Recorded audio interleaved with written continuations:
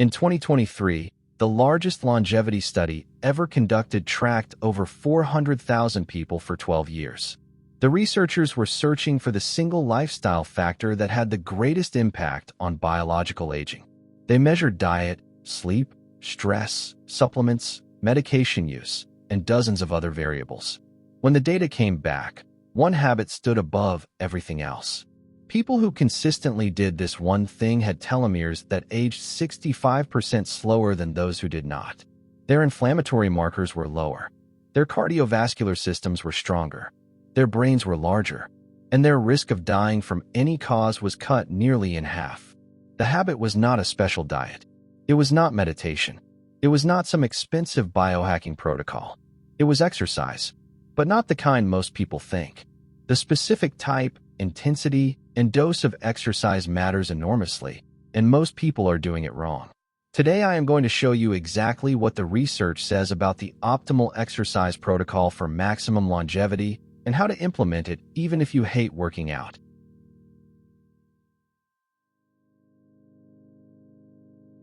Chapter 1. The Telomere Study That Changed Everything. Let me walk you through the study that sent shockwaves through the longevity research community. Published in the European Heart Journal, researchers at Leipzig University followed participants who did 3 types of exercise for 6 months: endurance running, high-intensity interval training, and resistance training only. They then measured telomere length and telomerase activity, the enzyme that repairs and lengthens telomeres. The results were stunning. Endurance exercise increased telomerase activity by 200%. High-intensity interval training increased it by 160%. But resistance training alone showed no significant improvement in telomere length. This does not mean resistance training is useless for longevity. Far from it, as I will explain, but it reveals something critical. Aerobic exercise has a unique and irreplaceable effect on cellular aging that cannot be substituted. A separate study from Brigham Young University measured telomere length across over 5,000 adults and found that those with the highest physical activity levels had telomeres that corresponded to a biological age 9 years younger than sedentary adults. 9 full years of cellular aging erased by consistent exercise. The mechanism goes beyond telomeres. Exercise triggers a cascade of molecular changes that no drug, supplement, or diet can fully replicate. It increases BDNF for brain growth. It activates AMPK, the cellular energy sensor that triggers autophagy and mitochondrial biogenesis. It reduces chronic inflammation by releasing anti-inflammatory myokines from working muscles. It improves insulin sensitivity within hours. And it upregulates DNA repair pathways. When longevity researchers like Peter Attia say that exercise is the most potent longevity drug we have, they are not exaggerating. No pharmaceutical intervention comes close to matching the breadth and magnitude of exercise's anti-aging effects.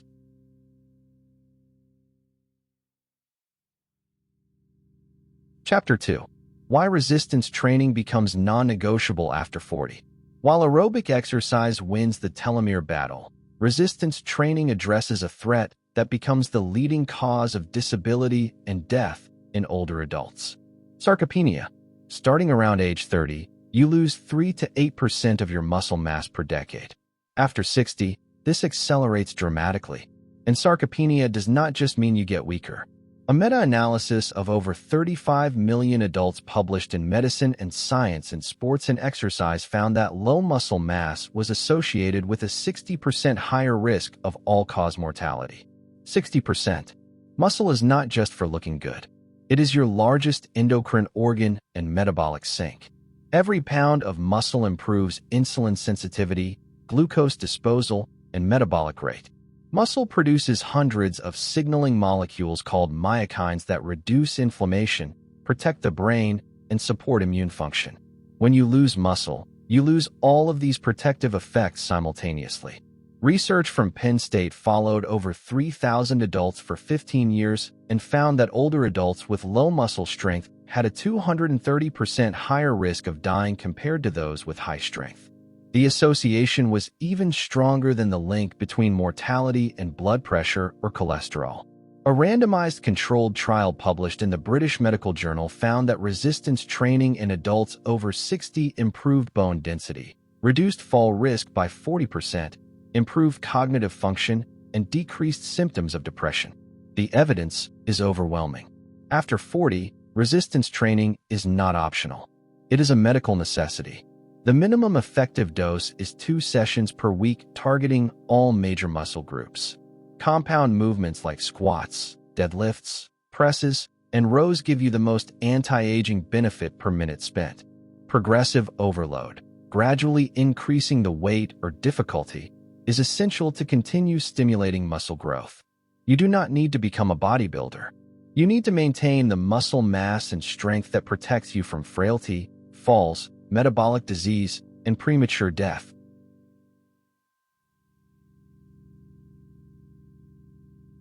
Chapter 3. VO2 Max, the single strongest predictor of when you will die. In 2018, the Cleveland Clinic published a study that reshaped how medicine thinks about fitness and mortality. They analyzed over 122,000 patients who underwent exercise stress testing and followed them for an average of 8 years. The finding was extraordinary. Cardiorespiratory fitness measured by VO2 max was the single strongest predictor of death, more powerful than smoking, diabetes, hypertension, or kidney disease as a risk factor. Patients in the bottom 25% of fitness had a 500% higher risk of death compared to elite performers. Even moving from the bottom 25% to just below average reduced mortality risk by 50%. 50% from just becoming mediocre at fitness. VO2 max measures the maximum amount of oxygen your body can use during intense exercise. It reflects the integrated function of your heart, lungs, blood vessels, and muscles. It naturally declines about 10% per decade after 30, and when it drops below a critical threshold of roughly 18 milliliters per kilogram per minute, you lose the ability to perform basic activities of daily living independently. Here is how to think about it. Your VO2 max at any given age determines how many years of functional independence you have left. If your VO2 max is in the top quartile for your age, you have essentially bought yourself an extra decade of being able to live on your own, play with your grandchildren, travel, and maintain your quality of life. The best way to improve VO2 max is a combination of Zone 2 training and high-intensity intervals. Zone 2 is the comfortable conversational pace that builds your aerobic base. 3 to 4 sessions per week of 30 to 60 minutes. High-intensity intervals push your ceiling higher. 1 to 2 sessions per week of 4x4 protocols, meaning 4 minutes at near maximum effort followed by 4 minutes of recovery, repeated 4 times. This combination has been shown to improve VO2 max by 15 to 20% in untrained adults within 12 weeks.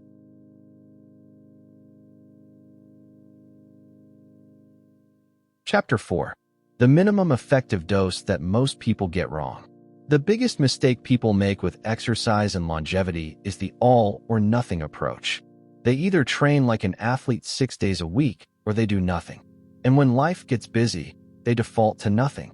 The science reveals a fascinating dose-response curve that should motivate everyone. A massive meta-analysis published in the British Journal of Sports Medicine pooled data from over 30 million person-years of follow-up and found that the biggest longevity gains came from the first steps off the couch. Going from zero exercise to just 90 minutes per week reduced all-cause mortality by approximately 30%. 90 minutes. That is less than 13 minutes per day. Increasing to 150 minutes per week, the standard recommendation provided about a 35% reduction. Doubling that to 300 minutes per week offered roughly 40% protection. And even going up to 750 minutes per week, which is over an hour and a half per day, continued to provide incremental benefits. Importantly, no amount of exercise was found to increase mortality risk in this analysis, debunking the myth that too much exercise is harmful. But the law of diminishing returns is clear. The first 90 minutes per week gives you 80% of the longevity benefit. Everything after that is incremental optimization. This means that if you are currently sedentary, You do not need to become a gym rat to dramatically improve your lifespan. A 15-minute walk every morning. 10 minutes of bodyweight exercises 3 times per week. Taking the stairs instead of the elevator. These small additions compound into massive survival benefits. The research shows that consistency trumps intensity every single time.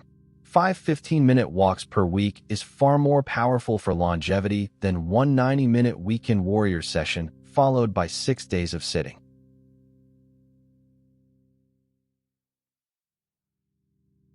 Chapter 5. The Optimal Weekly Longevity Exercise Protocol. Based on the totality of evidence from longevity science, here is the ideal weekly exercise protocol for maximum lifespan and health span. 3 to 4 sessions of Zone 2 cardio lasting 30 to 60 minutes each. This is your foundation. Walking, easy cycling, light jogging, or swimming at a pace where you can hold a conversation. This builds mitochondrial density, improves fat oxidation, and drives the aerobic adaptations that protect your telomeres and cardiovascular system. 1 to 2 sessions of high-intensity interval training lasting 20 to 30 minutes each.